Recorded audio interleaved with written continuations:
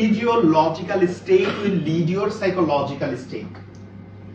তার মানে আমি ফিজিওলজিক্যাল স্টেট মানে শরীরের নাড়াচাড়া উইল লিড ইওর সাইকোলজিক্যাল নাড়াচাড়া। তাহলে আমি সাইকোলজিক্যালি কি অবস্থায় আছি, একটা ইমোশনাল স্টেট, সেটা হলো ফিয়ার অফ স্পিকিং। একটু পরে আমার টার্নটা আসবে, আমার নামটা ওখানে উচ্চারণ করবে এবং আমাকে স্টেজে যেতে হবে। এই যে এই চিন্তাটা আমার ভিতরে একটা নার্ভাসনেস ক্রিয়েট করছে, আমার বুকের ভিতর শব্দ হচ্ছে ধুক ধুক ধুক ধুক ধুক ধুক, তাই না? এই যে ইমোশনাল স্টেটটা, সাইকোলজিক্যাল স্টেটটা, এইটাকে আমি লিড দিতে পারি ফিজিওলজিক্যাল স্টেটে। তাহলে সেটা কেমন, শরীরের একটু নাড়াচাড়া, হ্যাভেনিং করতে পারি।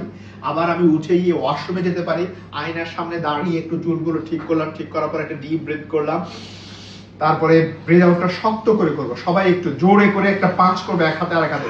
ইয়েস ইয়েস ইয়েস, এক হাতে জোরে একটা পাঁচ করেন তো।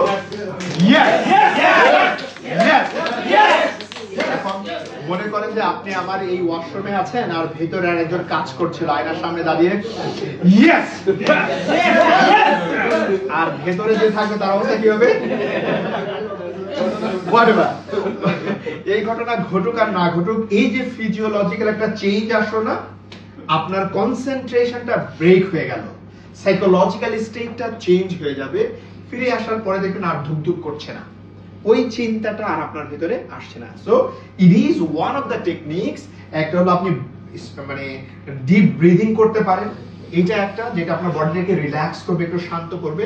আরেকটা হলো আপনি ফিজিওলজিক্যাল একটু চেঞ্জ আনতে পারেন, যেটা আপনার সাইকোলজিক্যাল চেঞ্জে হেল্প করবে। তার মানে আমার নার্ভাসনেসটা কিছুটা হলে কাটাবে।